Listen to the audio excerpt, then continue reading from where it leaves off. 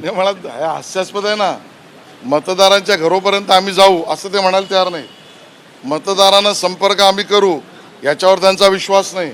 मतदारांशी संवाद करायला आमची पावलं त्या दिशेने जातील हा त्यांचा कार्यक्रम नाही, कारण मतदार त्यांना जवळ घेत नाही. मग आमचा पाठलाग करायचा आहे, जरूर करा पाठलाग.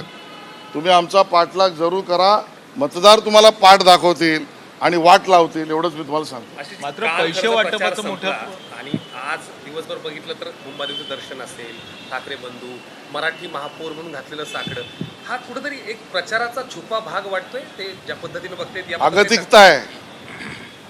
काही करा पण माझ्या बरोबर या, ही अगतिकता आहे.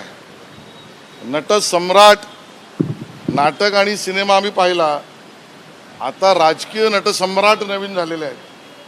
ते नेपथ्यही करतायत, सादरीकरणही करतायत, दिग्दर्शनही करतायत आणि आता त्याच्यात अभिनय सुद्धा करतायत. त्यामुळे राजकीय अगतिकतेतले आलेले नवीन नटसम्राट हे आता वणवण मंदिरात फिरतायत.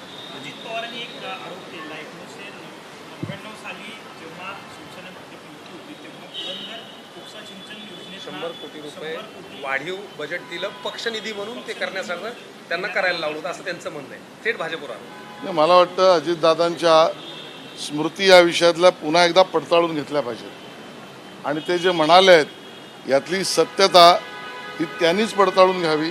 आमच्या बाजूने अशा पद्धतीचा कुठलाही असत्य बोलण्याचा त्यांचा प्रयत्न आम्हाला मान्य नाही. मात्र पैसे वाटप आहे ते मोठ्या प्रमाणामध्ये होतात. काल जो करेल पैसे वाटप त्याच्यावर गुन्हा दाखल केला पाहिजे, त्याच्यावर कारवाई केली पाहिजे.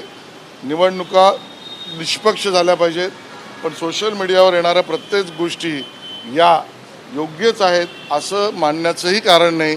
निवडणूक आयोगाने कडक काम केलं पाहिजे. संजय राऊतांनी असं म्हटलं की देवेंद्र फडणवीस अजित पवार असतील एकनाथ शिंदे यांना एबीपी माझा, उघडा डोळे बघा नीट.